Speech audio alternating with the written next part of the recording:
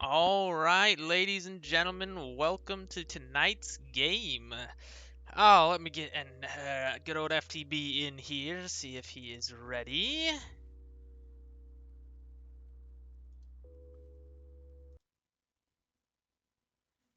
All right. Looks like, what is up, my dude? I am now alive, so we can get started. There we Good. are. Everybody should be able to hear you now. Hello. All right, let's see if they have. Okay, so it looks like San Fran is on the left and Atlanta is on the right. So let me make sure I get. Let's do this. Go to the lobby. And oh, I do have it set up the correct way. Nice, I predicted it. All right, so I think we're all good to start as soon as they are ready. Should have a pretty good game here. Atlanta, one of the teams that we thought quite highly of in the preseason. For sure. Yeah, they look like they have a very strong roster. We'll have to talk about the San Francisco lineup here in just a second. I want to see what's happening in the chat. We got some people saying hello, having a discussion about which chat they Hey. are wanting to, or which team they're looking to vote for. So that's pretty pogoo. Let's get the. Did you post this in self promo? I have not. I think it was posted in announcements though, so it should Gotcha. be available to anybody who wants it. Yeah, It it's in is announcements. indeed in announcements. So people should be able to get it from there. Thank you, Icy Ice Panda and Wheaty for the follows. Much appreciated. All right, looks like we have some people voting for SF, which is good to see. As from our own power rankings, we said they were probably the underdogs, but we never know. As we said, we don't know a whole lot about this team specifically. At least you and I didn't know a lot. Now we can look at the roster a little bit more here. Let's see what the whole number, whatever this thing is. Diamond, nice. 30, almost 3,200 tank. Although it doesn't even look like they play that much tank. Okay, this season they just didn't play much tank, but last season they played a lot. So that's going to be a diamond. Then we have ruby, plat tank, sunless fiber. We know them. They were very solid last season. Another diamond DPS player. I know they played a lot of. Oh, actually, they're diamond tank, but they played DPS. I remember their Yep. Doom and Genji were really solid. We got The biggest shout out of all, actually, they've got our boy Ethel. They do. This is true. That is a huge shout. Is he? Yeah. Is he He's here? bronze currently. He plays bronze. I actually didn't see him. I'm hoping maybe he'll be able to show up to the game. I hope But so. yeah. I'd hope to be Ethel's able a to good see him. dude. Oh yeah, very solid player. Very very good dude. Shows up to pretty much everything. So definitely a big shout out to him. So it looks like wasn't Holdini diamond in the past? Maybe not. I thought for I some wouldn't reason be able that to they tell were you. interesting. So they are a plat. Finley, I believe, is gold. They got motion as well. And then Legend is not placed, so I don't know if they will be able to play today, but they would be a gold as well. So I don't know whether they'll be able to bring them in. And then on the side of Atlanta, obviously we know Soul Chicken, I would assume is still a diamond tank. Oh, plat now. Okay. Well, that's some dang good value there then. Has been diamond in the past. Solid main tank player. Looks like plat DPS for them with Hyper. Adelator I know is very solid support player. Plat plays a very good Mercy. Um, pretty sure plays good Ana. I forget what all she plays. I know her Mercy's very solid though. And then Charlie looks like a gold support player. Shredder we know is a diamond tank player, very solid player there as well. And then looks like Elsie is a plat DPS as well. So looks like a very rounded roster from what I can tell. And then obviously there is quite a few bench people on the bench today, so they'll be able to do some subs there. I'm not sure who exactly all is on the bench though, and who's like just spectators. Yeah, there seems to be a lot of people in here right now. For sure. Athena and Noctua, of course, are in London. Exactly, that's what I was They looking. were I just was I know spectating, they yeah. weren't, and then obviously we aren't. But I'm assuming that the people who are actually assigned to teams would be there. their bench player, which we know Anime Saint. I'm not sure who generic cruiser. It's like a gold support. And then of course, Mushu. Oh, she's not played, so she won't be able to play. Yeah, no, I don't think Mushu, unless they've placed that's Motion, by the way. Unless they've placed on an alt account, then they will not be eligible to play tonight. I think Motion does have other accounts though, so she may be. Yeah. Cruiser is on is a gold support for Atlanta. Yeah. Bentalicious Diamond Tank. All right. So it looks like they have a solid bench here. Moose also with the Plat Tank. And then I didn't look at Oreo's here. Oreo's private profile, so we won't know. Anime Saint, I think, is, what was it, Plat, I want to say, or Gold? Currently, it's gold damage according to the smart sheet, and nothing else is placed. Gotcha. All right. People saying soul chicken throwing, unlucky. Hello, Ali later. Keep in mind we are on 40-second delay on the stream, so if you do say something in the chat, always keep in mind that it will take us a little bit. If I do see it, obviously if I'm casting, I may not get it till after the round, but there will be that delay as well.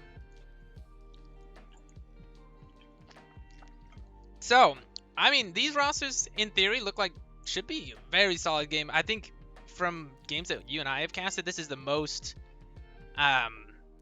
people we've seen on the bench being able to like sub people in and out. So I think that's going to be really cool. I think that adds a lot to a lot of these games to see how that plays out. Yeah, it allows like the coaches and managers and whatnot to change up the comps a little bit, change up the lineups, change up, you know, the I guess the skill of each role that they have in, which allows, you know, a little bit of versatility, especially if they're planning to play certain comps on a, you know, one map to another. Just gives a lot of variety, a lot of options. Mm-hmm.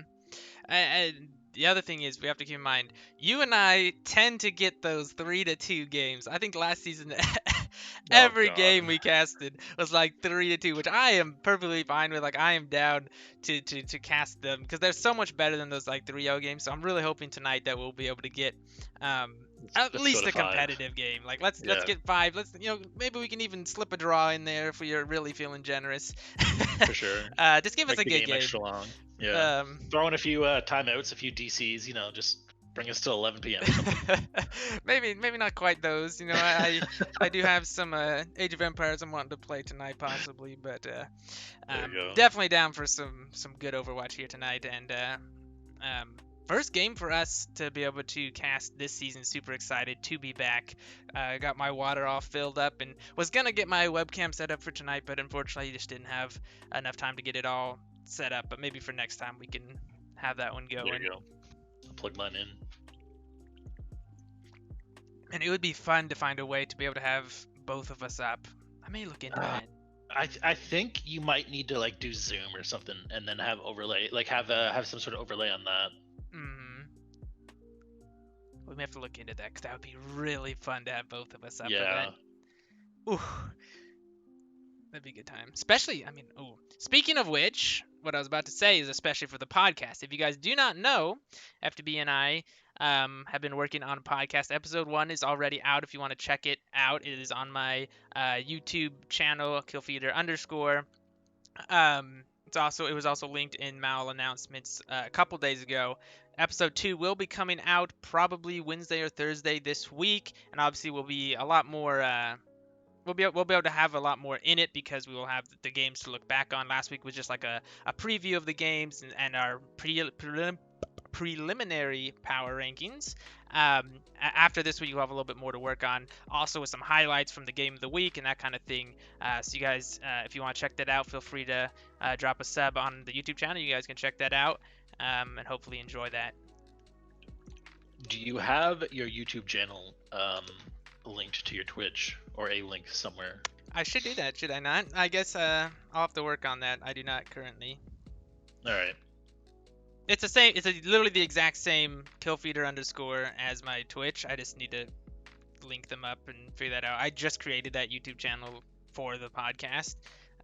Previously, when I used to do old content, I did it on a different channel, but I did it under I did a bunch of Minecraft content, so I think that channel, with the way YouTube algorithms work, kind of was locked into that, so I wanted to make a new channel for it. It's long buried. Yeah, plus it was a different name, because I can't get Kill Feeder for Twitch, just straight up Kill Feeder. I have to get Kill Feeder _, which is kind of a tragedy, but it works out. Surprisingly, there's like 10 FDBs on Twitch.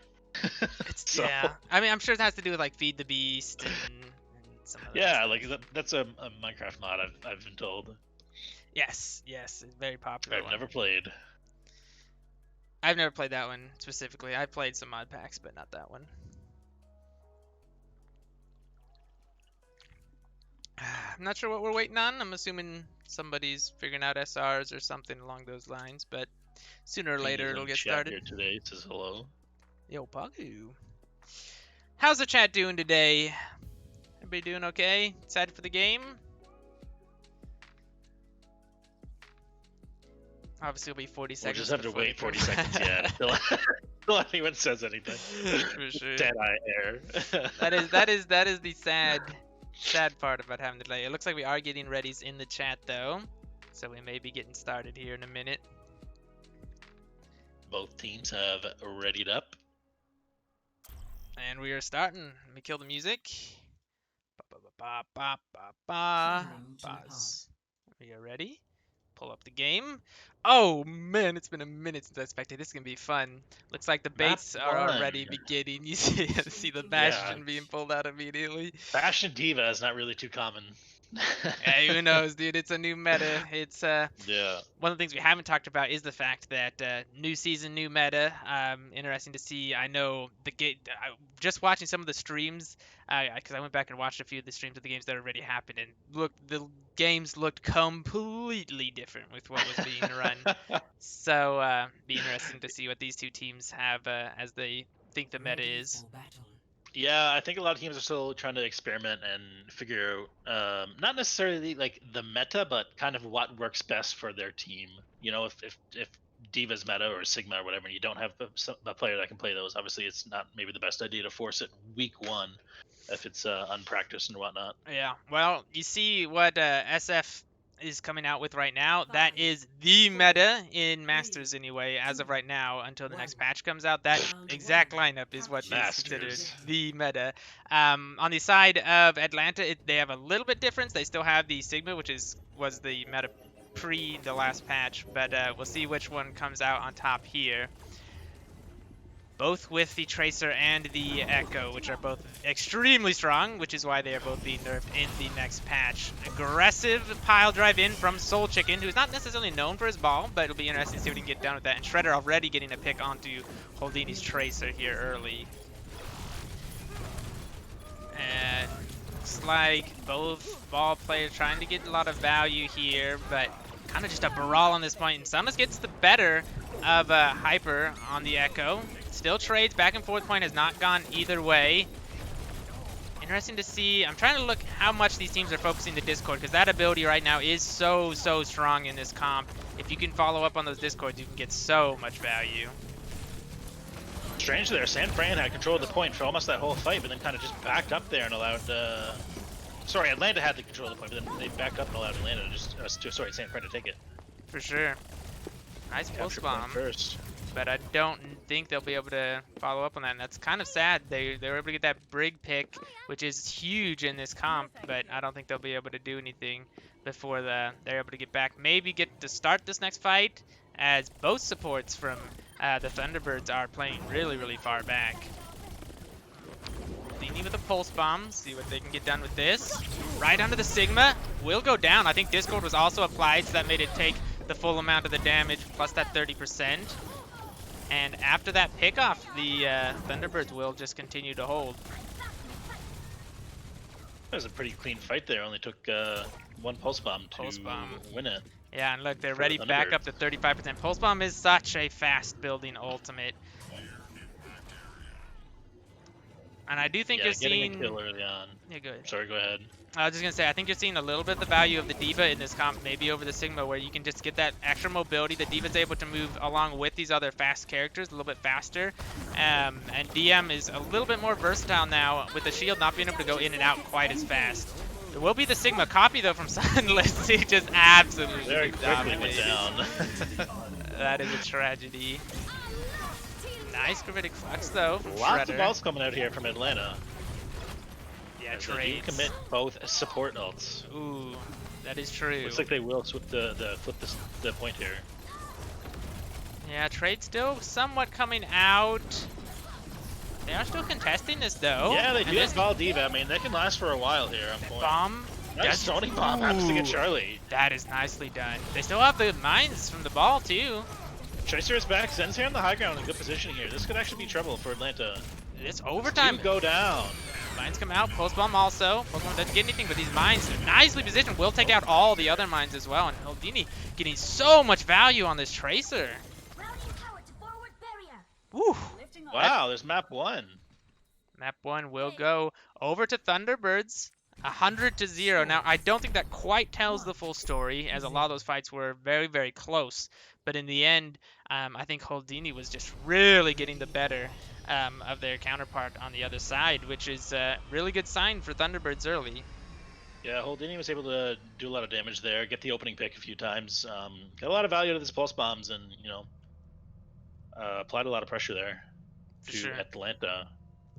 And also the way that Legend was playing the Zenyatta, very, very safe, still able to apply that Orb and Discord from that top position was very nicely done, able to stay alive and get so much value out of that pick. So looks like it will be the same comp coming out from the Thunderbirds, but a totally different comp from Atlanta here on this map. Yeah, we do see Soul Chicken here on the Reinhardt is definitely his most played hero, maybe one that he's more well known for instead of Ball. But it's gonna be difficult for like a Brawl comp to get some be effective against this high mobility comp. Let's see what they do here. They have a nice rotation here. Very clean rotation. That's what you want to see if you're going to be running this Brawl comp. Tracer duels and Houdini already forced out the recall. Soul Chicken with the pick and the D-Mech too. But they are not on the point. Control will go over to the Thunderbirds. So now it is the job of Atlanta to come over here and get onto the point. Charlie is very low, although will take out Sunless. And Ruby will go down as well. So you imagine it is just a matter of time. Houdini with another pick though, just getting so much value on this Tracer. The recall does contest for a little bit longer, but will have to reset and get out with his team. Now, managed to get 13% there, which is pretty good, but I think Atlanta played the right move there to just win the fight and then take control of the point. Exactly, and now that they have control of the point, it's going to be a lot harder for the Thunderbirds to push into this Brawl comp, who can play wherever they want to. Ooh, nice pressure from the Wrecking Ball, pulling them back to point. Pulse Bomb eaten by Ruby, nicely done, but Legend's already down. Nice stun, the ball will be fine. On this Tracer, looking about to have this Pulse Bomb. We've seen what they can get done with this already. But Sunless is already down. They are down 2 for Thunderbird, so I don't know if they're going to want to push in. It was a good eat there by Ruby to nullify the high noon. Yeah, Ruby had 2 ults in this one fight alone. But Soul Chicken just swinging away will this. Yeah, it's not going to be quite enough. Unfortunately. Really hard for Thunderbirds to eat through all this damage, and I think on this point in particular, it is a little bit harder to get value out of the comp that Thunderbirds are running. Although you look at the ults that they have coming up, those are some very, very impactful ults. Houdini, oh no, Ramonda this time getting the Pulse Bomb stick onto Finley. Very nice pick there. It's gonna be a nice beggar. Buys them a lot of time. It looks like they'll be able to get up to at least like 84-85% now, even if they do lose this next fight. Maybe before the next fight engages. So that's twice now Ramonda. The last 2 fights, they picked off Zenyatta, the Legend, Blue, and then at the first pick there as well. Yeah, Houdini tried to go in for the Pulse Bomb, but just got absolutely prepped by Soul. Slam gets through. Ooh! And they're pushing up after this. I think they should go all the way to the spawn. If there's no one behind them, I mean, I think they are playing it cautiously. They don't want anybody to C9, which is fair because the ball is back there. Yeah, he uses zoning ult here on point to try to take up the space and buy his team some time. So as long as Atlanta plays it's a little bit slow, although some of the copy right now with their ult.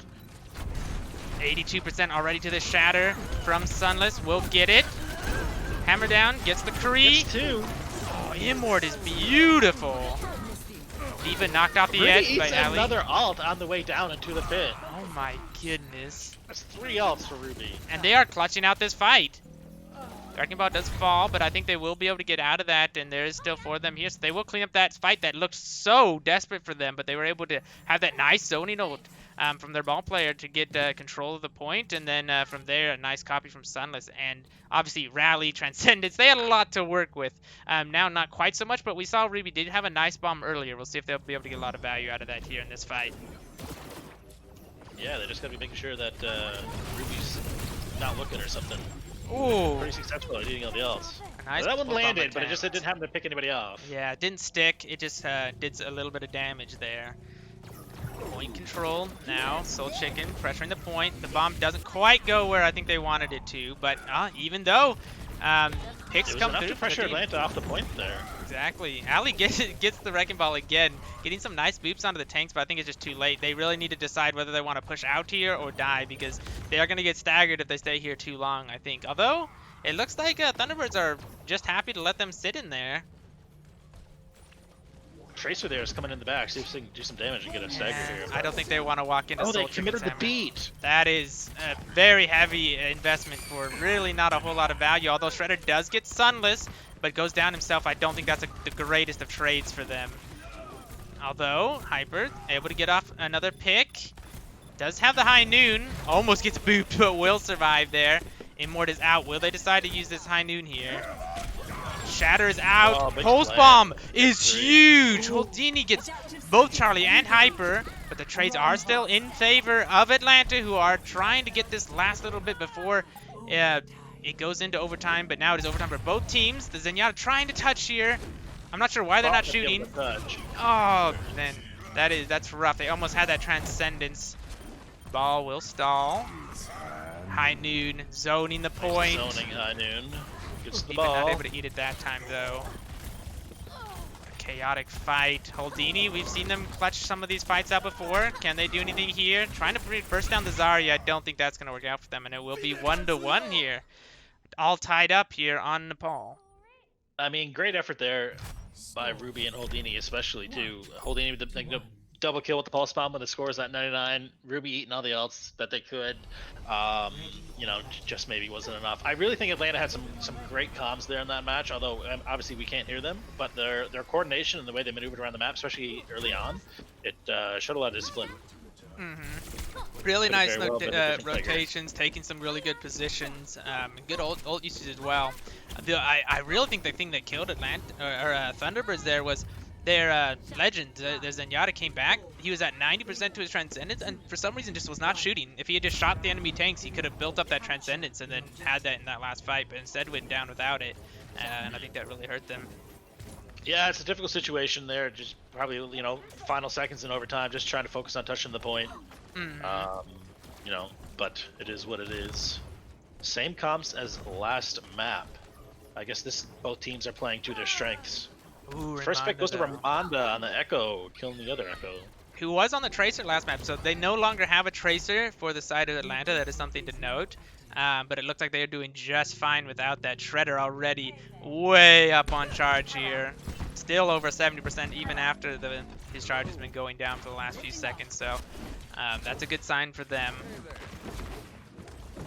Thunderbirds not choosing to switch anything up throughout this map, so they really are convinced that this is the meta and that they just need to run it a little bit better. Maybe they thought they had some mistakes, not necessarily the comp's fault, but that they think they can fix up here. McCree in some danger, but does get bubbled. Will be able to survive. Point presence. Again, Raimonda with a pick on the Sunless. Looking really good on that pick. Health bar still really good here for Atlanta as well. Soul Chicken aggressive charge, but we'll be able to got his get team there to up. support him. Yep. Immort even comes out. Take this fight as well. Man. Yeah, really good on the DPS for Atlanta. I guess the whole team, but they've been getting the first picks every fight here, and that's always a good sign. They forced the swaps as well. Look, you see, I don't know how to say that name, so I'm just going to say that Thunderbirds has gone over to the Just call him Reinhardt. X. Yeah, X has gone over to the Reinhardt. Ruby will swap over to the Zarya, and Sunless over to his Doomfist. This is what we like to see. Looked very good, and Houdini also over to the Kree. So lots of changes. The fear is, look at their supports. That's not the support line you really want for Rein Zarya. And also, they reset a lot of their ults here. Yeah, that's one thing that's really going to hurt them here. They're going to have to fight a few dry fights, although they did commit the Transcendence. I don't know if that was really the right move, as Holdini does take down Ramanda. But it looks like they're going to have to back up here now. San Fran's going to have to back up. I think they're Maybe both, regroup, yeah, get one last they're fight. pretty even, honestly, right now. The tanks are back here, but there's just such a huge ult economy here for Atlanta that it's going to be difficult to push into them, especially through this tight corridor. Exactly. Immort is out even to protect them in this last fight, and now it's going to be desperation. They almost have to go back to the ball now. Holdini back on over to the Tracer. Can they even get this touch? They will not be able to. I really like the effort, trying to change things up and be matched the comps that they're having trouble with. I think maybe probably just took too long. Atlanta had such a great ult economy there at the end, and they kind of snowballed them with a big grab, a few big ults, the big window. It was just when you're down so many ults there, it's hard to come back. Well, I really think on control, especially if you get to that like 60-70%. And you're getting close to those ults, you really need to stick with your comp, even though sometimes, unfortunately, you're just getting out comped. But like at that point, you are not going to build up to ults. And as we saw, the other team just had so many that there was just no way they were breaking it. And their support line wanted to hold on to their ults, but like that's not the support line you want for the tank line they were running. So just kind of an unfortunate set of events. Honestly, though, very good first map. Both teams showing that they have a lot of potential. It'll be interesting to see if the Thunderbirds want to stick with their comp, or now that they've seen what Atlanta likes to run and kind of the struggles they were having against that, if they'll want to switch it up and maybe match them in that brawl. I guess it all depends on the map that San Fran picks here for map number 2. Maybe they might want to stick to the dive depending on what it is, or maybe they'd be more comfortable just playing that rush down brawl comp right out of the gate. Looks like we're going to be playing on Volskaya Industries. And there are no swaps for San Fran. Oh, Dad66 in the chat says hi, kill. We got 9 Lotte here and Dead Stock on Twitch chat. Yo, Pagu. Couple gamers here. Couple gamers. Hey, Oli, how's it going? Now the question is, which one is he talking to? Or is she talking to Dead. Yeah. Let's just see we're talking to. She's talking to Dead. He is here, so. All three of us. We're all old. Yeah. Anyway. I'm sorry, Dead. We love you. Deadstock's just a young chicken. It's fine. Just a wee lad. Wee lad, truly. We are the ancient ones. Mostly me. We got Triton here as well. Yo, Triton, PogChamp. So no swaps. It doesn't look like either team has made any swaps at all thus far.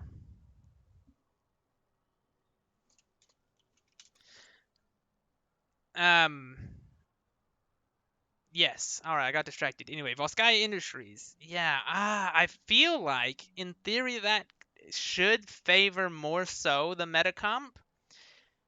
Yeah, like a higher mobility kind of thing. Yes, exactly. Yeah, absolutely. I was gonna say that too. I do think Ball Diva, or what I think is a little bit stronger, especially against a brawl type, Ball Sigma, a little bit more pokey. But whatever, I think that would be a favorable matchup on Volskaya. For sure. A little bit more mobility, a little more high ground accessibility, especially if you stick with the Diva there. Yeah. Yeah, in theory, I think it is the stronger comp. We'll see how it works out in practice. Obviously, sometimes if you're not so practiced on one comp, or just depending on the skill level of the two teams, maybe that brawl comp will just be a little bit too quick, set up on point, and then force the other team into them. We'll just have to see how it goes. Neff says hello. Hello, Neff. Nice to see you. Thank you for the follow. Much appreciated. She says she doesn't care about this game. Fair enough. Soul Chicken says, but it's the best game ever. Fair enough. It does seem to be a good game so far. It's been entertaining. No complaints. Oh, Neff's name just changed. That's odd. Oh, she's changing all kinds of colors. It's messing with my brain. I do think second point will be a lot stronger for the brawl. I think it'll be harder to run the meta comp. Again, the meta comp is meta for a reason, right? But most of the time, especially with a comp like that, where it's so dependent on certain interactions, like with the Discord, with the boss, the pile drive, like there's a lot of follow-up that's needed to make that comp like as good as it really can be. Like, it's not just an easy comp to run.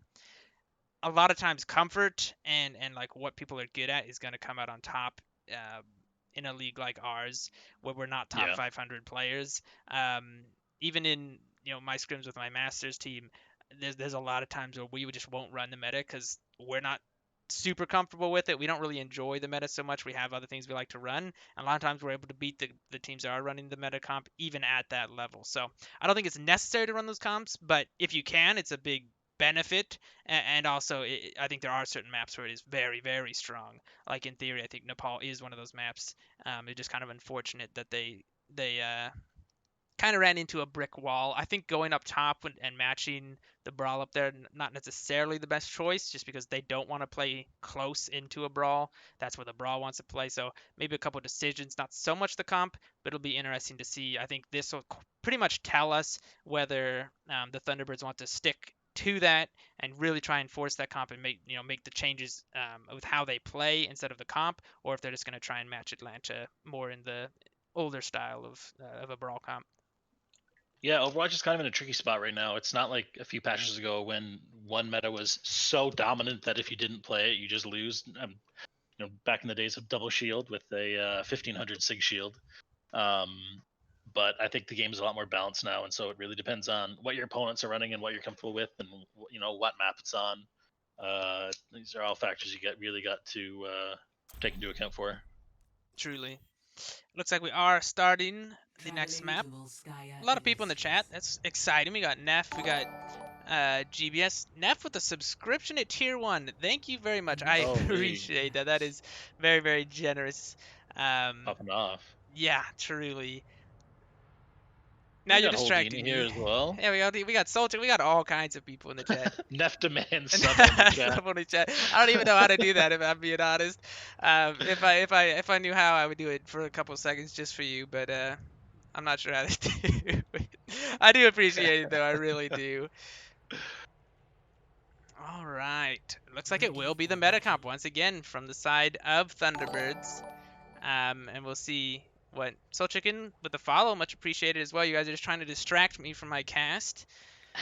Looks like both teams are kind of hinting at a dive, somewhat dive hybrid kind of comp here. Double bubble. Soul Chicken does stay on this Winston. Yeah, it looks like they're gonna be playing double bubble, or maybe he'll just swap back to the Ryan last minute. We know he loves his Ryan. I could see the double bubble. Actually, my team does run double bubble on defense here, not so much on offense, but on defense we'll run double bubble quite a bit here. So I could see it being very strong. It allows them some ability to get to the high ground and also keep Shredder on that Zarya if he wants to swap back to Ryan at some point. And also just because Shredder is a very good Zarya, that is like his comfort pick.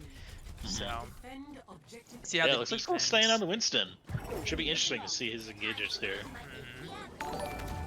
Oh, they have Hyper now onto the Echo, and Raimonda onto the Tracer again. Holdini still on the Tracer, was looking very good on that last map, so we'll see some of those duels once again. Holdini pressuring out the backline here. Ooh, nice tracking. We'll take out the Echo from the other side. We'll see if a res can come through, and it will. And in the meantime, his team is just getting absolutely picked apart. Raimonda getting both supports on the high ground. Ball going down and the res, so this will just be a clean sweep for Atlanta here on the first point. Oh, I forgot to update the score. You cast for a second. I'll be right back. Well, it's not much to say anymore because the fight is over. Atlanta's going to take point 1 here now with a fair amount of time left on the bank. Unless they step off and forget to cap. Okay, nope, they're back on.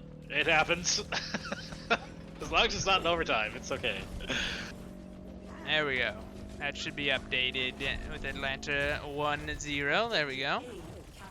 Holdini here with his ult. Hypernut gonna come up on the copy here with their ult as well. Be interesting to see which player gets more value out of it. Holdini's been very successful there, getting the early picks on the false bombs. Ruby gets soul checking for the first pick here. Holdini used their pulse bomb on Shredder, but they use the bubble to protect themselves. Both teams even there now with one tank apiece. Ramana doesn't get any value on their pulse bomb. The Valk is used by Ali later. Did you see that disrespect copy onto the Ana?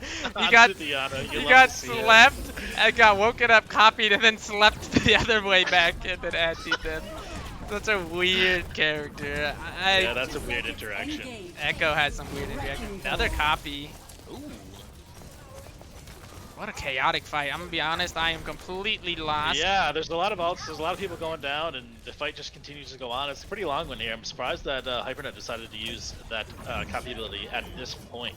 I know, but if you That do fight was notice, kind of over. there's gonna be a nano on the Soul Chicken, I would assume, and then Soul Chicken also has the ult, so he should be able to go in super aggressively here, unless they choose to nano someone else. Nano chickens really are the most terrifying type of chicken. So we have to see what kind of damage they can do here on the back line of San Francisco. Here it comes. There's the double bubble. They're engaged, but now their sight line is broken up. Yeah, no nano for it. Pop his ult to stay up here. Yeah, and he's discorded, so he's actually getting melted really quickly. The Shredder is cleaning up on this point. Grab won't get anything. This could be a big bomb. What Oh! a placement. I think Shredder thought he had the bubble, but didn't quite have it, and that will actually be the reverse from being what looked like a fight win for Atlanta will now be a hold for the side of Thunderbirds. Very nice bomb from Wow, Ruby. yeah, Ruby has been popping off here in a few minutes. Had a few big plays, a lot of ults eaten, and then with an enormous bomb to prevent Atlanta from even getting a single tick here on point number 2. Sunless had went over to that Doomfist, but will now go back over that Echo. So did reset the ult charge there, so Hyper is up almost 70% on the ult charge. But both support ults for the defense, which is going to make this very decent hold. Although, Raymond getting a pick and a stick, although will not get the D-Mech quite. Nano Chicken, we were talking about, this is dangerous. The trance is over and looks like he's trying to... Nope, will immediately get deleted by the Zed. Will there be a res? Elevator got the pick on a Sunless. Diva Bomb to make space for the res. Nicely done. Soul Chicken gets a pick off. Another bomb. A second bomb here by Hypernot. Gets Ruby as well. That's 2 nice zoning bombs here to force the point here. Yeah, and that opening pick from from a second ticket as well.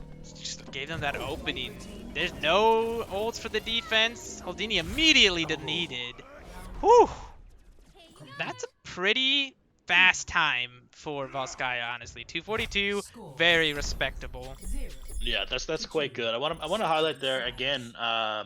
Ramonda was the one who got the first pick of that fight as well. So really putting him in the work here as Tracer. It's multiple times now when an even team fight is broken out, Ramonda was the first one to get the limb. Yeah. Lots of credit to their team as well. I mean, I'm sure it was a coordinated attack and whatnot, but I'm pretty sure on that second point there, I'm pretty sure he just won the Tracer 1v1, went in, stuck the Diva, forced the trance. So, like, yeah, really huge huge plays. Really good play. Both Tracers have been making huge plays throughout the night so far, but this map in particular looks like Raymond is getting the better of that battle. Interesting comp for the defense here. Something we haven't seen very much of lately. I don't hate it. I actually am kind of fond of this. It's probably my favorite comp to play, to be honest. But most people don't like it. Double shield. Double shield, and then also the Pharah. Unless you've been watching HG's game, or our game, I guess, for that matter, you haven't seen a lot of Pharah probably in a while. Both HG and our game did have quite a lot of Pharah, actually. Mostly because both me and Yellow decide that we're old school and like to play that character instead of these newfangled Echo characters. But we'll see how it works out. I feel like Pharah is kind of just like a poor man's Echo, you know what I mean? It's just a budget. Oh, the poor man's. Wow. Rich man, I think. Well, I mean, maybe you're getting damage boosted and whatnot. You just fire a random shot, you'll get a bit of value out of it. But, one shot of Tracer. I'm gonna chop that one up to luck. Yeah, I mean, it was a really good angle. Was able to shoot into the spawn, so nicely played. We'll see if they can continue to get that value, as Echo is kind of the new Pharah, unfortunately. I love to see Pharah, though. Pharah is one of my favorite characters, even though she is a bit out of meta. So they are holding top right. Looks like, yeah, I would expect the X on this ball to be able to come through and get some boops. And if they can get some nice boops, their team can really capitalize. Here comes. Doesn't get anybody. Nicely done. Hyper with that Ash ability. I can't think of what it's called. Coach gun. Coach gun. A nice coach gun knockback to be able to stop that boop. A recent knock forward will get taken down. Soul Chicken down. Will be traded for Sunless, though. Fight breaking out, super One chaotic. support down is each as well. Holdini though already getting a lot of value here. So Lanta is down 1. Nice rock. The recall comes out. Use another pick, and looks like Thunderbirds will take this first fight as well. It's a pretty decently long fight, honestly, 1.5 minutes just for the first fight. But if you can win the first fight, then you're willing to take that a little bit longer fight. They had a nice setup with their Wrecking Ball. Even though the first boop didn't work out, caused enough chaos for their team to really capitalize on it. Yeah, for sure. They're really able to surround that double shield comp of Atlanta's and create a lot of chaos, make some space, and then just pop off mechanically and get some limbs. And now Soul Chicken over onto his Reinhardt, trying to make some space for his team on the point. You see Holdini with this Pulse Bomb. We know how good these Traces have been with this ability. Looks like he's looking for it now. Will not hit anything. Does get a little bit of damage in. Mine's onto the point. Soul Chicken trying to clear those, but his shield is now very low. Echo up into the air. Lift it up. Doesn't go down. Oh, now they go down to Shredder. Nice follow-up by Shredder. Big slam, but I think that probably will be the reset for the Thunderbirds. Ooh, mine's kill. Ball still trying to get something done, but the res comes through. Finley's down. I think this should just be a reset. Yeah, I think X needs to try to get out of here with his life and not really stagger himself if they can help it. Now there is a Bob, which I think will be really, really strong actually against the Thunderbirds without a sleep or a hack or anything to shut that down. That should just be able to get pretty much unlimited value. And there is our boy Ethel Red, started spectating. Hopefully we'll get to see him play at some point. Those support ults though for the offense. So that might help them as well as Ruby's bomb, and we've seen a lot of value out of this bomb. Oh, Holdini's already down though. Bomb comes out. Will not be able to get anything. Nice blocked by Soul Chicken. Sunless in really deep. We'll get hooked. The swap from Shredder. And all from Ramanda gets both supports. That's gonna be the fight. And Hyper Nut now. But look at the ults that were used. Yeah, they had to pretty much use everything there now. The only thing they'll have for the next fight coming up is Soul Chicken's Shatter, whereas for San Fran, they're going to have a lot of ults. The Mines, the Copy, both supports. They're going to have a Pulse Bomb, which I assume Holdini will probably get some value out of, or at least force Charlie to use his immortality to stay alive. You got to assume that if they engage 6v6 here, that San Fran has a huge advantage. But once again, Soul Chicken coming up to that Shatter, nothing to block that ability, so that could be scary for them. Especially if they invest a lot of ults, but Soul Chicken's able to survive. Mine's right onto the point.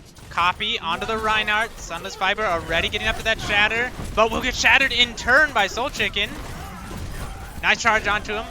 Swap going through is knocked down. The big Shatter as well. Here comes the LCD to the LCD screen. Yeah, truly, dude. There's still a Roadhog and a Mercy, though. They need to burn these two players down because now the ball is back from Soul Chicken. He's been in to win it. And the trades are coming back. Amanda got Sunless Fiber. The Hog ult to push the team back. And I think all those ults invested in the end, there's nothing gained. Not even a single tick. I think used everything there besides the Zen ult. I think maybe they went down early before they had a chance to activate their ult. I really think Legend is being a little bit slow to pull that ult out. Yeah, sometimes you gotta just pull the trigger here early. Not necessarily need to wait for a big ult to counter, or you know, just sustain. Sometimes is the best way to do it. Yeah, sometimes you even just got to use it to keep yourself alive, to be honest. Like, yeah, or that. In those types of fights where your team is winning, if you're about to die in that position, Discord and that healing is too valuable. You need to just be able to live. And now with, I've been told that Hatsu is X, so Hatsu goes down on the ball. Pulse Bomb eaten by Soul Chicken. That is brutal as well. Oh. And now the ult economy is fully in the advantage of Atlanta. Although Ruby has a bomb, we've seen that ult get some value, but they are starting to run out of time. Yeah, they only got 1 minute and 17 here left on the clock. 2 ults here. I mean, Diva Bomb is... it's not the best ult, but it could be okay. But we got to see Legend Blue here use the trance here on this next fight, especially to maybe counter some barrage or you know, a window. I don't know what they can use it here for. Ramonda looking for this sneaky barrage. Ruby did not notice it. Will just go in for the primary fire and forces the trance just with his primary fire. Ooh! Oh, the bomb gets 2. Hyperdot also gets Sunless Fiber here with the high noon. Res will come out. Res coming out through alley later. Ooh, barrage!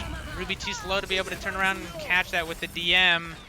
And it looks like, once again, Atlanta will hold. And if they don't reset quick, they may not even get another fight. Ruby needs to die. Holdini needs to get out. This is really bad that they're staggering here. Yeah, I think Ruby's just going to have to jump off the cliff or something. They got to stop fighting and just leave. They're going to continue to get demacked. They just got to go for a cliff. They are staggering at this Sunless point. does come in and activates the Hog Ult. They pretty much got their ult already here. See if they can push some people off the edge, but they do get stunned when they try to activate it. 1v6. Oh, Hog comes in from Shredder again. Yeah, 1v6 here.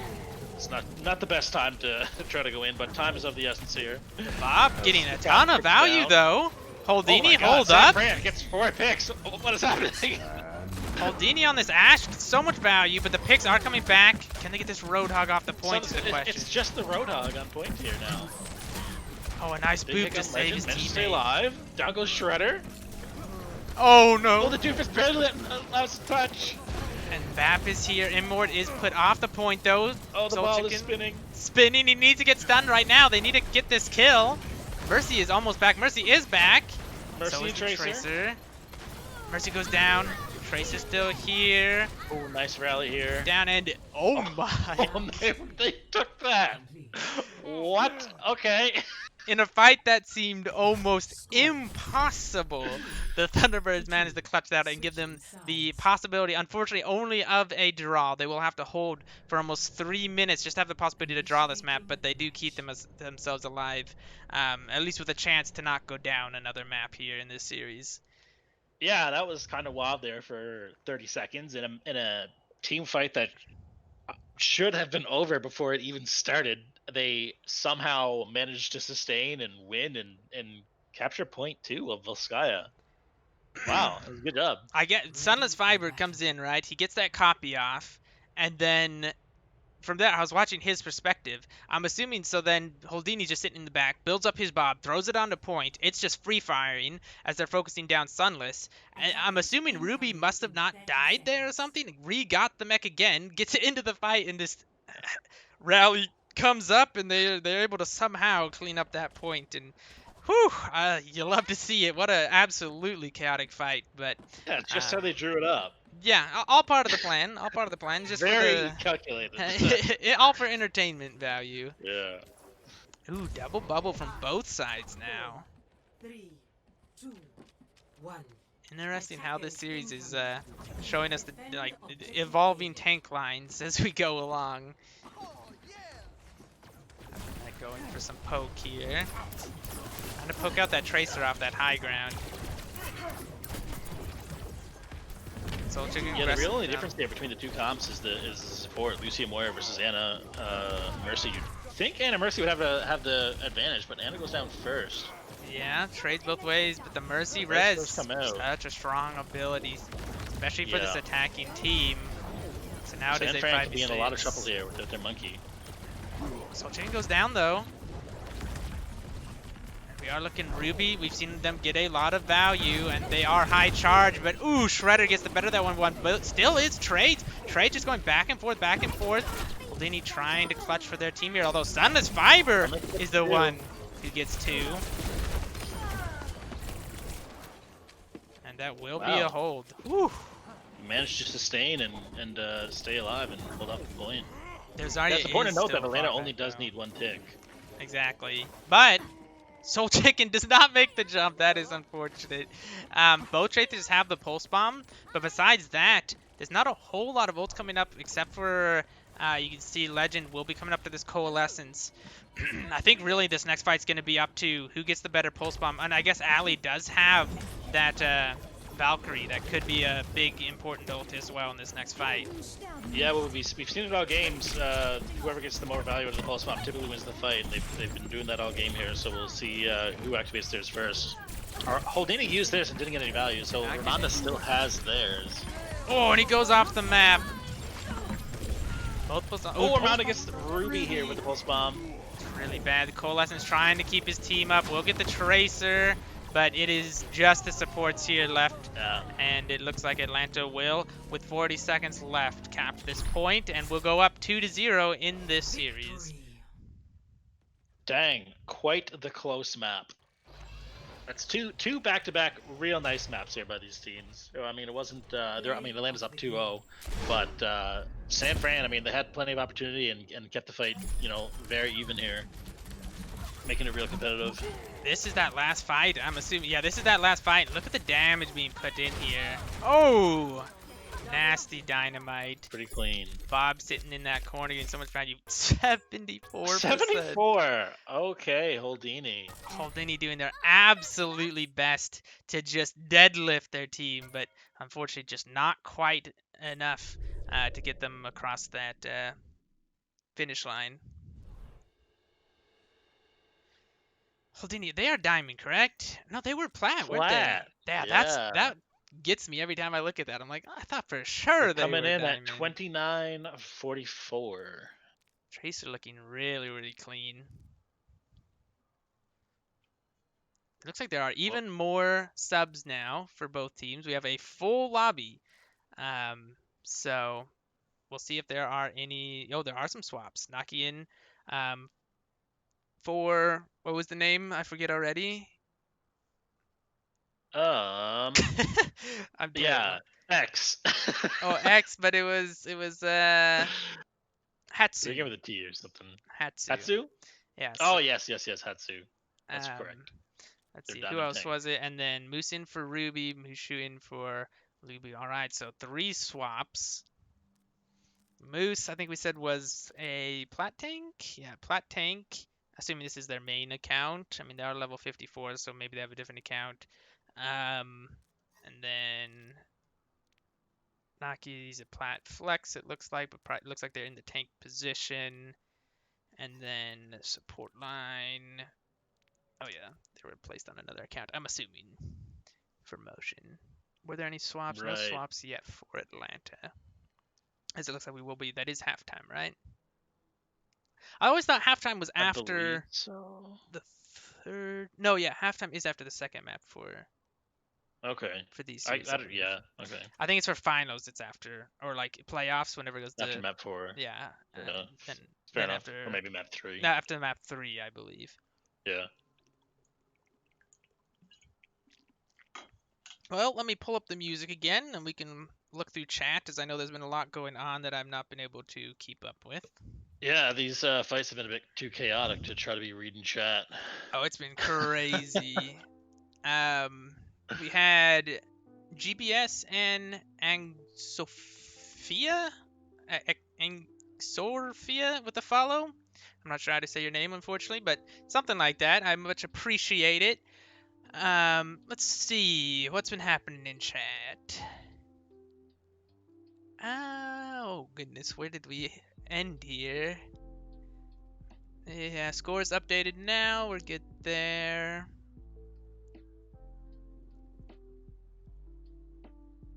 Is Tracer? Yeah, it is. Tracer is very meta actually right now. That's why she's getting nerfed in the next patch, along with Echo and Zen, because all 3 of them are so strong. Nep says she's old. You aren't old. FTB and I are old. Mostly me. Yeah.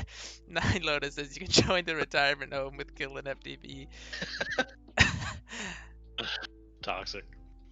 Listen, I'd take you. I don't think you belong, but you're welcome to visit if you want.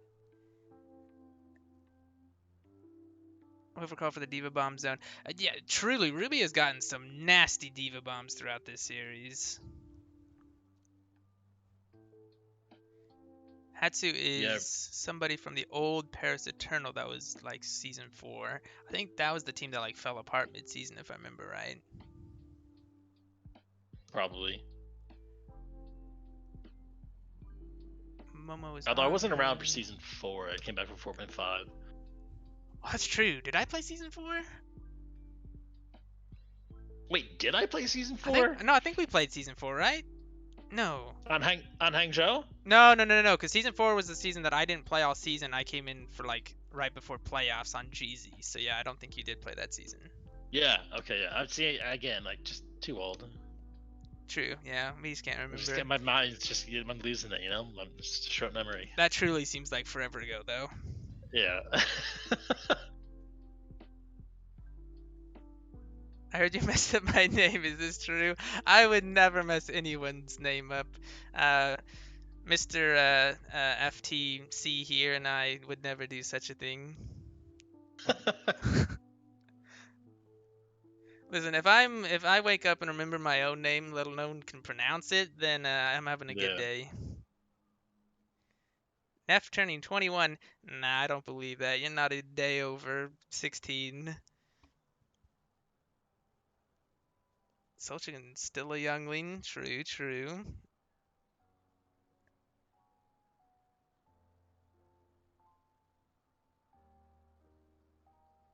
GBS, sorry to flex, but I'm wearing a Reinhardt hoodie right now. Bro! Gimme, gimme, gimme. I want. I do have. Yeah, that's pretty sick. I have a Lucio shirt, and I do have a Soldier 76 hat, so I've got some swag, but a Reinhardt hoodie. Ooh, that's some next level merch right there.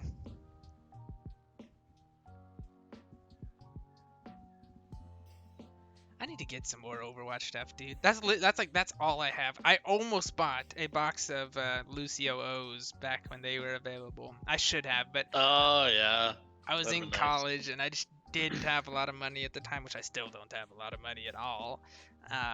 But they're not available anymore, so it would have been nice to have that box that I could hold on to.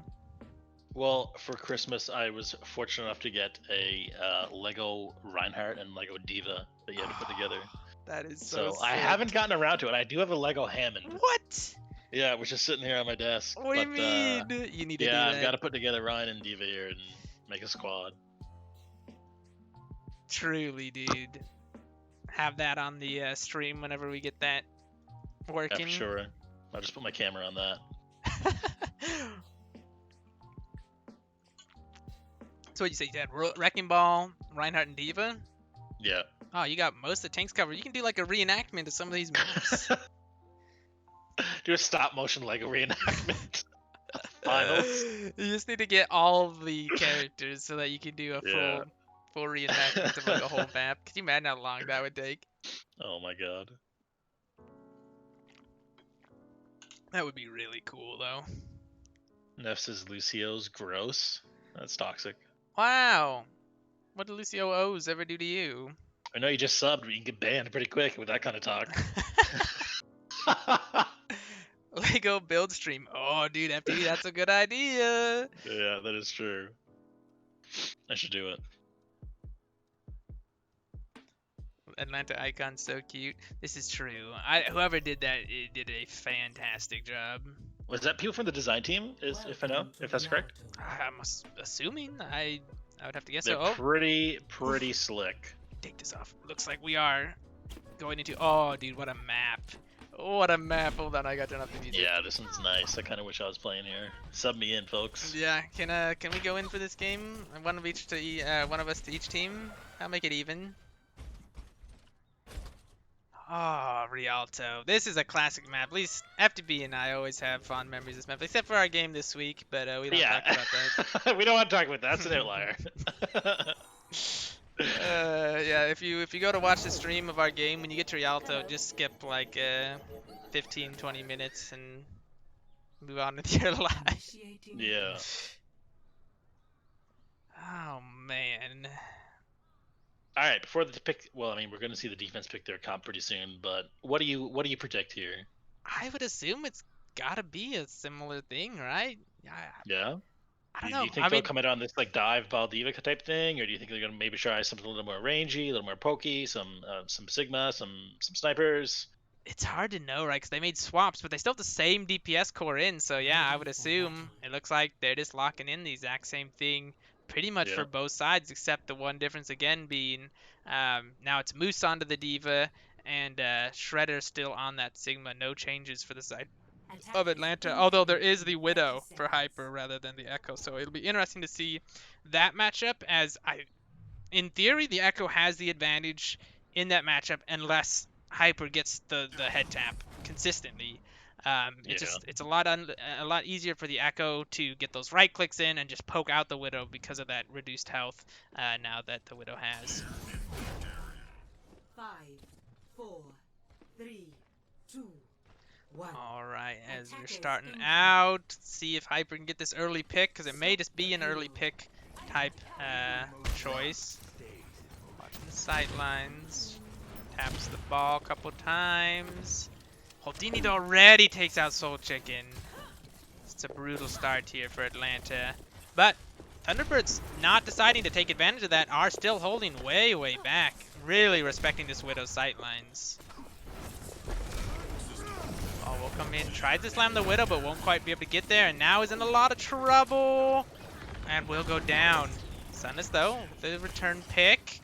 Houdini being very aggressive here on the Tracer. Will be able to get out. And Atlanta slowly moving his payload forward, just advancing with that shield. That is the advantage the Sigma does give you in this type of comp matchup, that if they are playing slow, you are just going to get more value because the shield will give you that extra bit of safety. I don't understand why the Thunderbirds are playing the D.Va if they're not wanting to do more of a dive and get more aggressive. They are just kind of poking as if they did have that Sigma. Well, I was going to comment on that actually. Both Ruby and now Musimo are playing D.Va with the exact same style. They're kind of playing in their own back row, having a ton of peel. So they're not really playing it with a dive as their main theme of attack, rather as more of a passive and defensive kind of protect the Zenyatta play style. In my opinion, if you're going to do that, you really should be running either the Sigma or that really should be your Brig's job. Like, you see the Brig and the Zen are sticking right there together. That they should be able to sustain themselves. Your D.Va should not have to be constantly guarding their own backline. They should be able to go and get offensive with the rest of their team. But that is a stylistic choice that they have made. It's just the D.Va does not get a lot of value from their own guns from this distance, except if there's they're no shooting range, right? I think that's where Sigma is a little bit better in these situations. So I'm not a big fan of the way that they are running the D.Va. Both trances out. Pulse Bomb also out from Houdini. Will not get a pick from that, but the trance will be override as that goes down, and Musha will go down to that. Ball ult out. Rally gets used. Here comes a big bomb. Ooh, nice little zoning bomb there. Gets Soul Chicken. Soul Chicken had the ult as well, so that's a really good pick. Both support ults for both teams were used in this fight, and it does look like Thunderbirds 4 now are holding, although Naki does go down on the ball, so that gives another opportunity to the offense to also have 3 ults to the 0 ults of the defense. Yeah, they really got to play safe here until their ball can come back. They have nothing else to contest. The Widow is going to have some free sight lines here. Pulse Bomb gets motion here. And that will be the cleanup, although there will probably be some more stall from Naki. But in the end, it should just be cleaned up as the Discord is applied, and so much damage will go through. And that will be the first point there for Atlanta, who did take 3 minutes to cap, but in the end will probably also get a stagger onto this Brig, who Finley doing a nice job, but there's just nothing you're going to do at that point. Hypernut now is off the Widowmaker over to McCree. And also double bubble coming out from the Thunderbirds. If you're going to swap, that was a good time because they had just used their ultimates. So, but it is an interesting choice that they made. Ooh, the ball getting body blocked in the quarter. Chicken. There it is. That was nicely done. Little mistake there. Yeah, well played there by San Fran. Pulse Bomb. Ooh, I thought that for sure hit. Not able to get anybody. Lots of pressure here applied by the tanks for San Fran. They're going in hard. There comes the Echo with their beams. Get Shredder, and they're going to win this fight. Yeah, but Soundless Fiber did go down. Yeah, they got to really regroup here and play safe with Hypernut there, getting some good shots in. Raimondo also will have this Pulse Bomb coming up. The only, well, Trance and that being the 2 ultimates that are available from these 2 teams. To the Pulse Bomb, onto the Zen. Ooh! Bubble comes out just in case, but would have been fine anyway. Now it's Soul Chicken onto the Reinhardt. Ooh, huge lift. No trance available. And 3 gets both hits. supports. Nicely done. Trance also invested. I don't know if that was needed, but you have to keep in mind that it is Zen Brig that they are running with this tank lineup, which is not the most heals. Normally you would expect them to run a different support, so they may also be wanting to switch here in a bit as well after this next fight. Naki is looking to recontest with this Winston. Does have to drop the bubble super early, though. Not a good thing for them. Yeah, they might be able to wait for the 10 seconds to get the bubble back on cooldown and get a contest here last second. Hopefully no one kind of sneaks in a little bit early and gets picked first. Primal's in very aggressively. Trance Silent. as Oh, well. Trance is used. Lots of sustain there. Rally's popped here by Atlanta. Both teams, tons of sustain. You know he's good at bursting through a lot of sustain. Is the Doom Fist. Is waiting on some cooldowns. Moose playing pretty aggressively, does have quite a bit of charge, but look at the ultimates from Atlanta here. They will be able to push in with a lot. I think Finley should probably use that rally here soon. Here comes Soul Chicken with the hammer. You think he's going to use this as soon as that bubble pops. Trades back and forth. Sunless into the back, will go down, and now it is just 3 on the defense, and they are backing up. Does not look like they want to contest this. Yeah, it it's a huge advantage here for Atlanta. I think that's the better move. Just try to get it with your life here. 2 minutes left You really to take need the last to point. stay alive. Really think Naki should be thinking about swapping over to the Reinhardt here on this last point. Not a whole lot of high grounds to control. He's just getting poked out a whole lot in these fights. Ooh, this looks like a high sense player to me. Sunless Fiver going in with the ultimate into the backline. Nice positioning for that ult. Zenyatta somehow still alive, but will in the end get them down. And there will be a fight win for Thunderbirds, who still have to hold for 2 minutes. And look at the ultimates here again from Atlanta.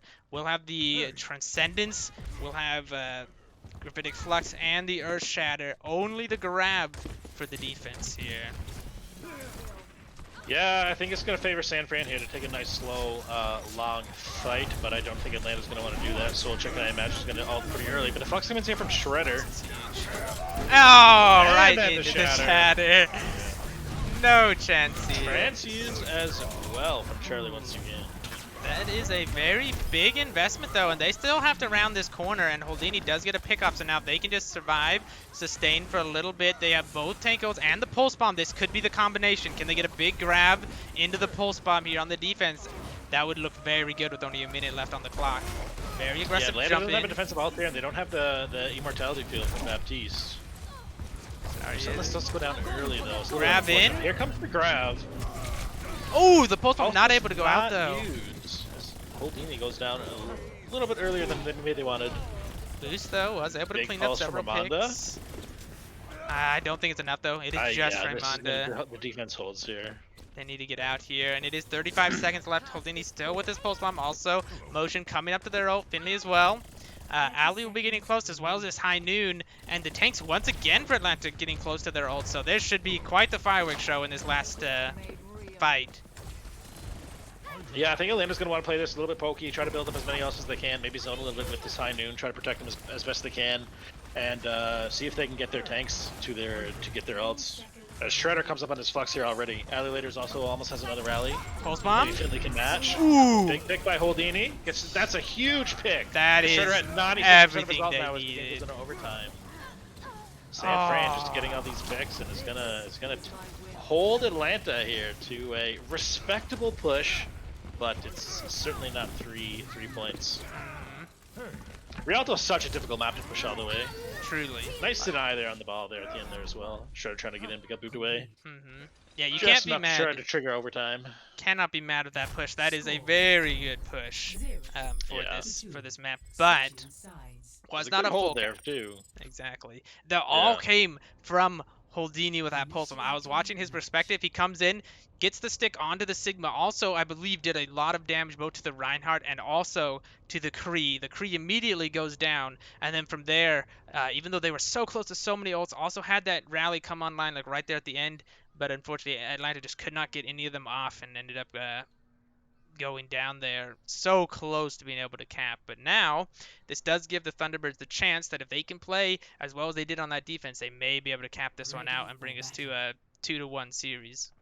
Yeah, they're seeing a lot of success here. London is from their well, I mean, a lot of them are playing pretty well, but especially Sunless and Holdini, this DPS combo.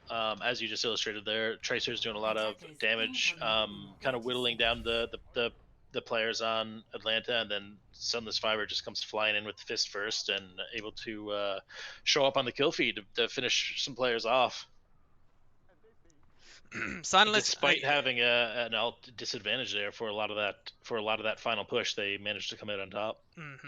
And we had talked about Sunless on the Doomfist and how good he has looked 5, on this character. 4, They are sticking to that 3, double bubble and the 2, Doom with the same 1. support lineups they were running at the end. But Attackers now incoming. Raymonda on over to this Pharah on Rialto, a Stop the classic payload. matchup, if I do say so myself. Oh, Oh, and we have the first DC tonight. that's an Soul Chicken unfortunate goes timing. down. That's really bad for the defense because they already started, which means when he gets back, he will be missing for this first fight. Now, it is possible. Raymonda's in a really good spot here to possibly get a pick off or maybe a boop, maybe even things up a little bit for their team, but missing that. I think he was on Reinhardt, correct? Yes. I'm assuming he was going to be They on the definitely were Reinhardt. last round. Yeah, I think it's gonna be right here this time. He may have to come back on the Wrecking Ball, which may not be what they were planning on necessarily. Wrecking Ball and Sigma can still work on this point, but I think they were planning on having that Reinhardt for that front pressure, and the Wrecking Ball may not be quite what they were wanting, but probably have to come back. Soul was on the Wrecking Ball. Oh, was he? Yeah, he started it. I'm just with the delay on the stream. He was on Wrecking Ball when he rolled out of there. Interesting. All right. Well, he Yeah. should be able to get back real quick as long as I think the Thunderbirds should take advantage of this to really, really push up and take a lot of space. Just leave like the Lucio on the cart. But we'll see if they end up doing that or if they'll just take the free space that they get and then take a fight whenever Soul Chicken gets back. Yeah, I don't. It's as unfortunate as it is. I don't think it's going to be too impactful of a DC. I mean, game just started. There's no alts. San Fran still has push the card over the bridge to actually get it some distance. So I mean, DCs suck, but this one's a minor one. Well, fortunately for Atlanta as well, normally you don't take too much of a fight until the cart is pushed to this first corner. They also were playing more of a pokey comp. If they had the Reinhardt, they would want to be more of a brawl at that first point, but they're playing the Fair, they're playing the Kree, and the Sigma. They're going to want to poke more. The ball is just there for the disruption. He should get back in no time to be able to do that disruption by the time they get to that second corner, if not even the first corner. Ball is extremely quick. So it'll be interesting to see if they decide to take the fight. I would assume Raymonda especially is at least going to start poking here on the bridge, so they really shouldn't lose much of anything. It's pretty much the same as if Soul Chicken had went in a little bit too early and gotten picked off, so they should be in okay shape. Yeah, once Soul gets back, I think the ball here is actually going to be a pretty good pick. Looking at the lineup of San Fran, they don't have a single stun unless a Doomfist punch. But you would imagine that the Sunless is going to be playing pretty aggressively and not really playing for the peel. So I imagine Soul Chicken, once he comes back on the ball, will have kind of free reign to roll over the Thunderbirds here. Yeah, there's no Zenyatta or Brig to gum up the plans of a Wrecking Ball. Doomfist can be really annoying with his abilities, but even if he gets all three off onto a Wrecking Ball, the Wrecking Ball will still be fine. So I think really the only thing he needs to worry about is the Tracer, who can put in a lot of damage very quickly, and also the Zarya once Moose is able to get up to that high charge.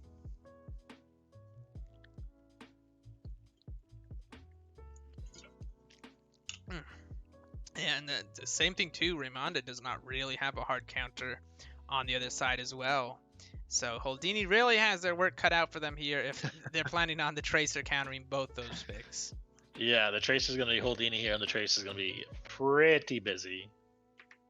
Maybe they're hoping to be able to play, but they do have the Lucio Moira, so I assume that the game plan is, or I think the way that they can win this apparent disadvantage team comp fight would be to play extremely fast, go in with the healing orb, go in with the speed, hit him with all you got, and kind of get out and sustain a little.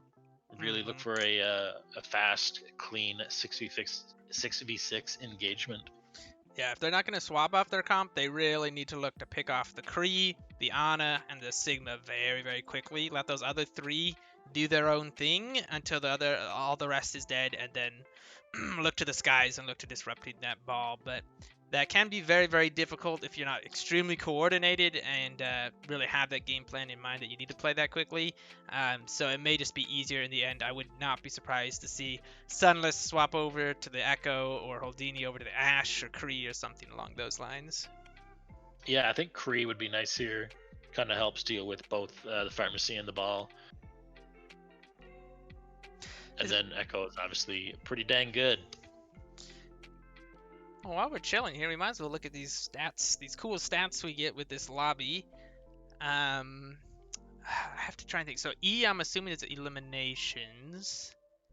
And we got Seems about right. final blows, deaths, damage, healing, damage taken, and I don't know what the last two are. Alts used and Headshots? No, that wouldn't be headshots. What would HS be for? Does anybody know in chat? HS. Yeah, I don't know. And it's everybody has one that has it, and then some people don't have any, so I don't know what that one is. But elims, the most elims. Wait, what? Why does Moira say she has 3,990? Moira is a DPS player. Everybody knows this. I know, Moira but Hero. that's got to be something else there. Getting 3,994 elims That's on the day. damage. That's Not damage. bad. You can see if there's actually numbers the damage shows. Yeah, Something there's some messed sort up of little there. bug there. Weird.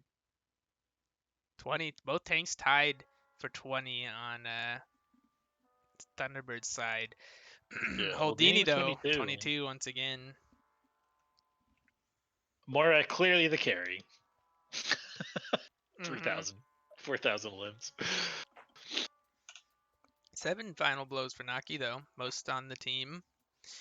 On the other side, 21 for Shredder is the most elims, and then Raimonda has the most final blows with 10, but Shredder right behind with 9.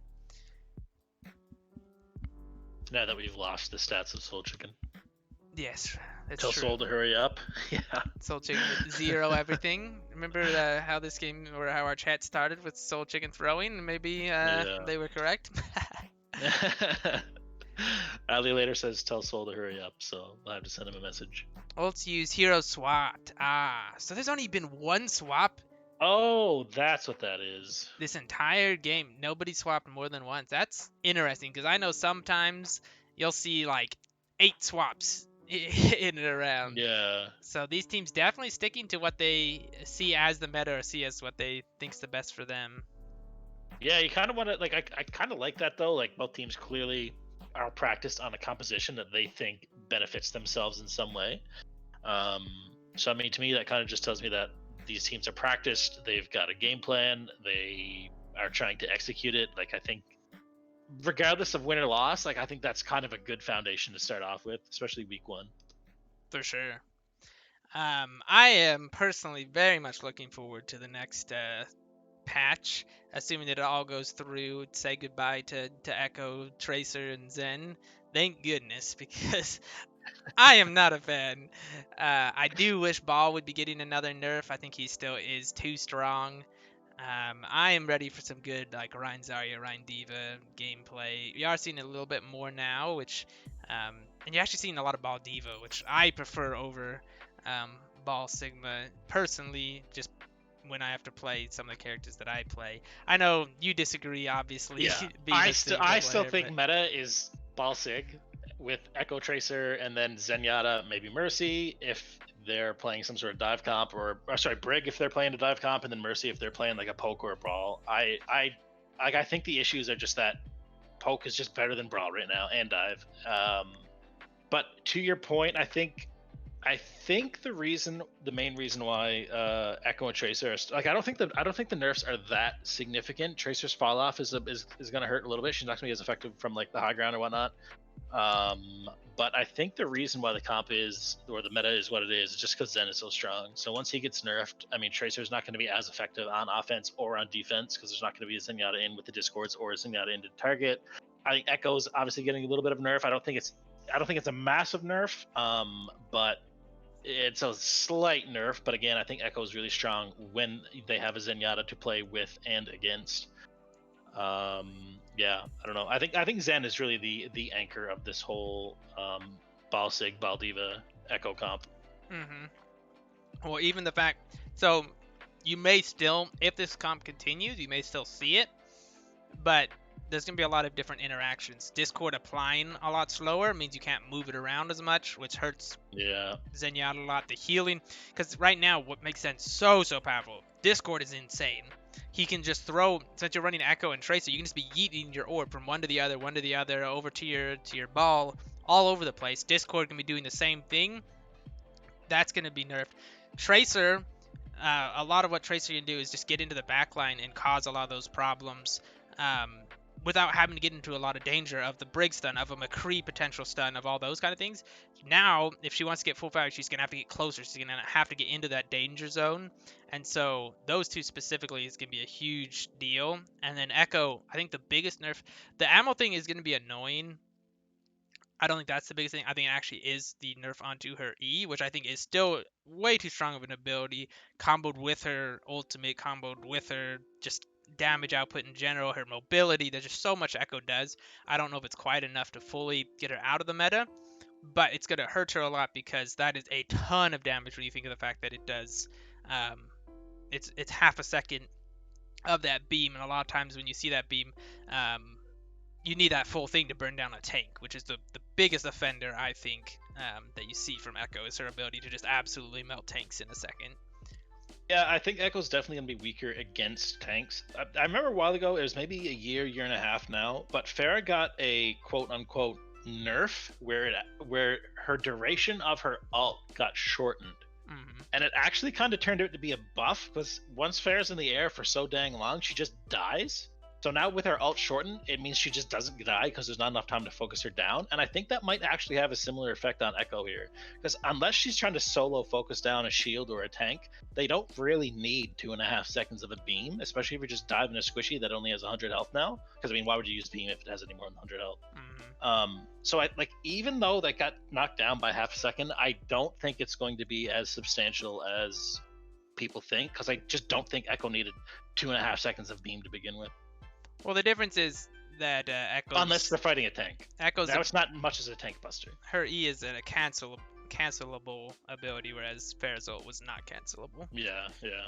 I don't think that it's going to make that much of a difference, but it's mainly against tanks, especially Wrecking Ball and that kind of thing, where, like, if Wrecking Ball gets to half right now, Echo's E just completely melts him down. I'm not sure if 2 seconds is still enough to fully melt him down, especially with the Discord nerf. Yeah. I also think if Zen goes out of the meta, I think you're not going to see this comp anymore, because there's no other support that can... The combo of Zen and Brig were the only two that, like, with armor packs and the healing orb, were able to keep those DPS sustained fully. And I think you could see that go out very quickly if Zen ends up going out. So I think if this kind of like speedy play for picks Poke comp goes away, I think Hanzo would become a lot stronger. And if Hanzo becomes stronger, I think Sigma is still going to need to be used. And if Sigma's used and Ball's not, it's probably going to be double shield. True. I think the meta is always going to be just which 2 tanks can stay alive the longest. Actually, Sig Diva possibly. Oh, that would be weird. I mean, I don't mind it, especially if you're playing ranked or something.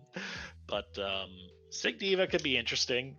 Lots of canceling like DPS abilities. Pretty decent ult synergy as well, if you think about it. Yeah, for sure. But I think that's for very open maps or high ground control-y maps. And I think potentially just a full dive might be better on those. I don't know. It'll be interesting. I mean, that's... Yeah. I think the big thing that will decide is how much the Zenyatta nerfs change things. Because you might see very similar comps, or if Zenyatta goes away, you start seeing a lot more Ana or BAP. And I think depending on whether Ana or BAP gets the majority of the playtime is really what's going to decide what comps get run. If it's BAP, it's going to be more tank heavy. If it's Ana, it's potentially going to be more dive instead of like a brawl type comp or double shield like poke. Yeah, for sure. I think you'll see a lot of all different kinds of comps. To be honest, You always do. I just yeah, I think it's just kind of really well rounded now. To be honest, like there's obviously a few overtuned heroes like Zen and Echo right now, but you can still play Brawl, you can still play Dive.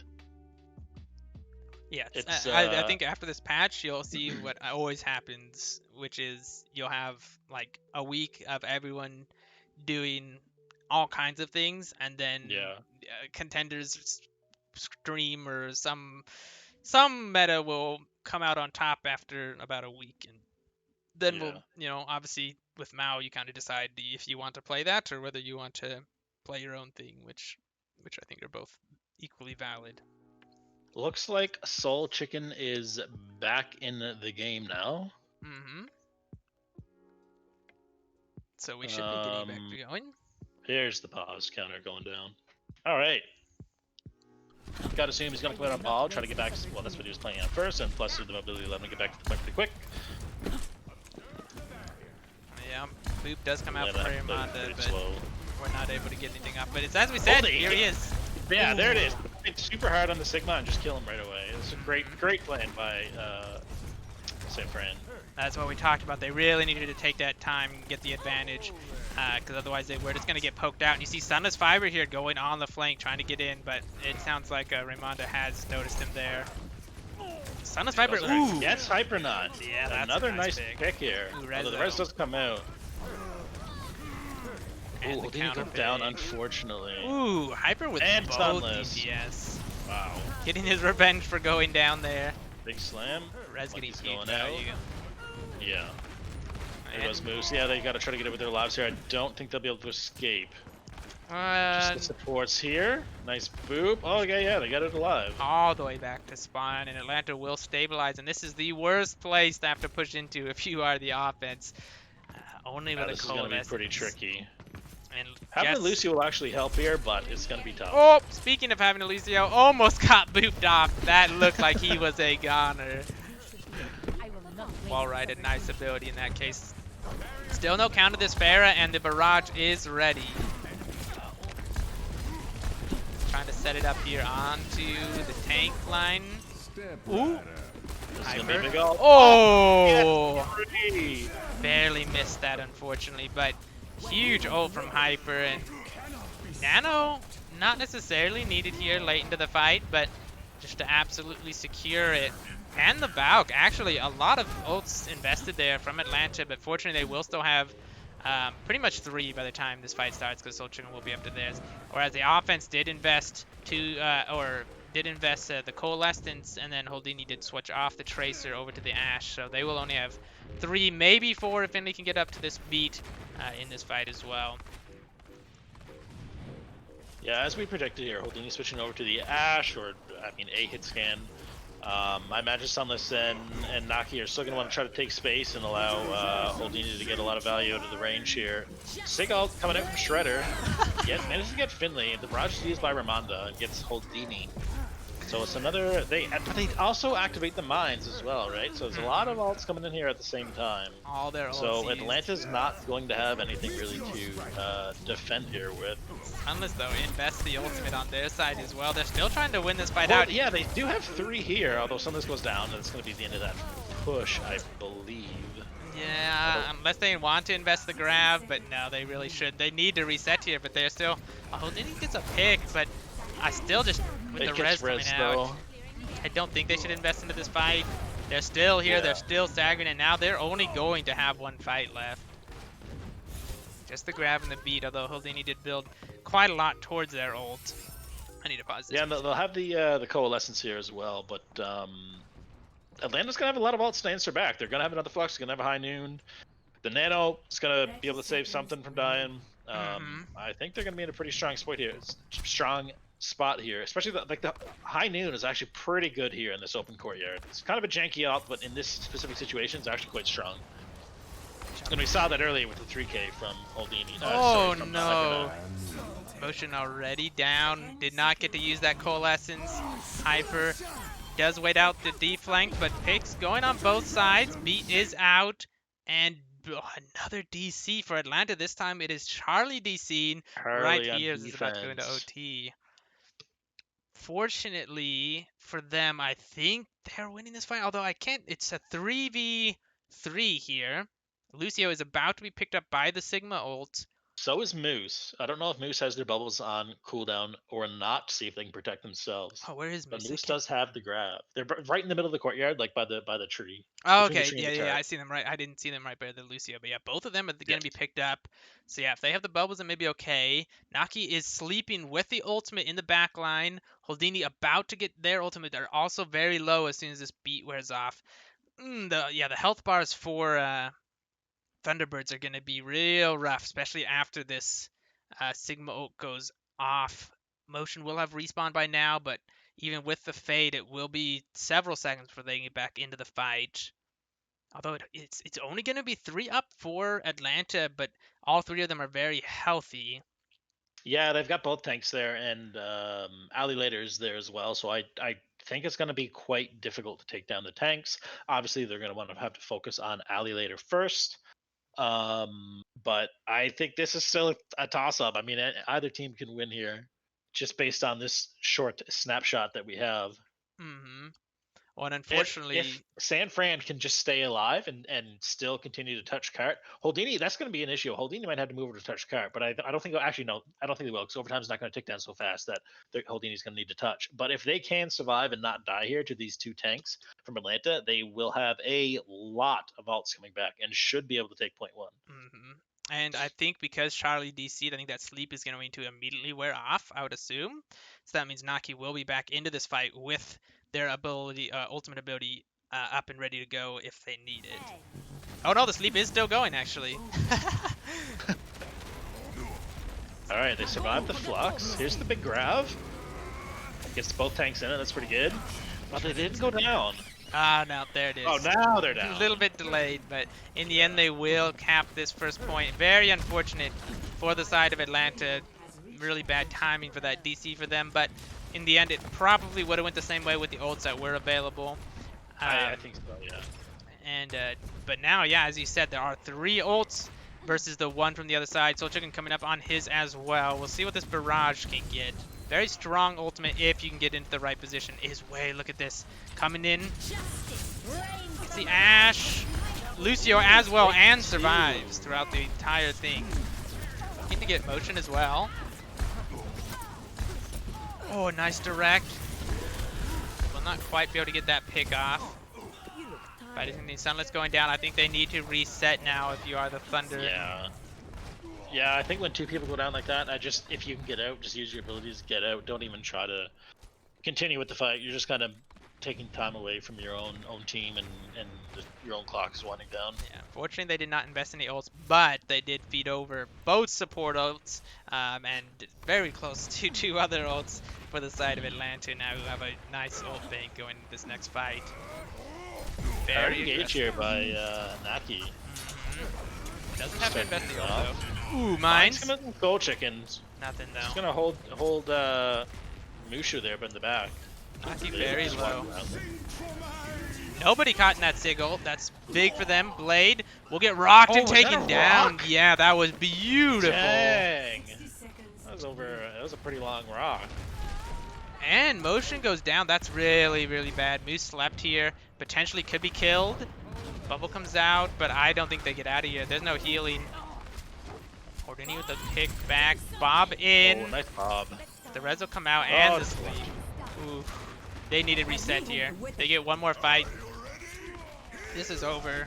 It's been over for a while. Coming up on Soul Chicken. Yeah, they really got to reset here a little bit quicker. They're lucky to get that nano out, but they do have the grab and the coalescence. If motion cannot get picked off this time on the entry here, that's going to be a really strong combo. They need to watch out for boops though. If either Moose or motion get booped off this bridge, that just could be the end. We'll make it across. Houdini's the last one to come across. Gets over safe. Looks like they switched to the ball to pretty much guarantee a touch on point. They went a little bit early. I think Finley thought they had a touch, but it was super early. Did they touch in time? Did force overtime? Yeah, they're They on did. there now. Another barrage with the bubble to take down Houdini. Coalescence not able to burn through anything in that grab, and health bar so low for the offense. Thunderbirds looking like they're on their last legs here as Moose trying to get something, but will be the last one here with 3 there from Naki. Hypernut. 4. Oh, Hyper just absolutely Popping off. cleaning up here. Holding it back on the Tracer, but already Recall Force stunned, and Hyper with that final kill will solidify this. The 3-0 for Atlanta in this series. Well, I mean, I don't think the score really tells the story of the game here. There was a lot of huge players from both sides. Saw some great things from San Fran. Like, they didn't play poorly at all, I don't think. Made it real competitive there in Nepal. I think they had a pretty good Rialto, had a strong defense there. They just weren't able to overcome a few obstacles here on offense.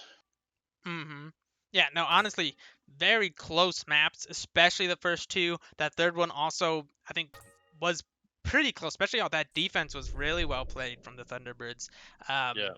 I think there's a lot of really strong pieces, and also we have to keep in mind they only did a few swaps. I think both teams have a lot of other options for their rosters that they may be able to sub in if they ever want to. So potentially you could see a lot of improvement as the season goes on. This is just the first game, so nothing's finalized yet. You have plenty more season to go, but right now Atlanta looking very, very solid in this match, and we'll look forward to seeing what they can do in the future. I think right now, if I had to say something for San Fran, I think they were a little bit. They swapped their comps up to some things, especially like on Rialto, I think is the biggest one, where they were so hesitant to do anything to take care of Ramonda on the Farah. I think maybe they need to be a little bit faster on those swaps. Same, I guess, on the first map, on that control map, where we saw they waited to like 70 or 80% to make swaps. Potentially, maybe thinking about either figuring out how they're going to deal with some of those situations with the comps that they are playing and not making swaps so they don't have the trouble of the ult economy, or making the swaps faster. Because I think more so than even them getting outplayed by the other team, it was more so the ult economy that really hurt them in some of these maps. Yeah, for sure. Alrighty, well that is it for us. As we said, after tonight, all the games for this week will be done. I believe every single game was casted. So if you guys want to check those out, make sure you go and find the links to all those. I think they were all posted in announcements if you want to check those out in the VODs. Also, the podcast will be coming out hopefully Wednesday or Thursday this week, so you guys can look forward to that. We'll be talking about FTB and I will be talking about a lot of these matches. We'll have Deadstock, we'll have me, we'll have a bunch of different people on that. They'll be talking about a lot of these different matches, the matches for next week, a little upcoming look there, power rankings, all those types of things. So if you're interested, keep your eye out for that. That will be all for us tonight. Thank you for coming out. Thank you for all the follows and the sub from Neff. Much appreciated. Hopefully you guys enjoyed. FTB, do you have any last words? Have a nice night, folks. Thanks for coming out and keeping chat active. Alrighty, well that's it for us. Hopefully you guys have a great evening, and we will see you all next week.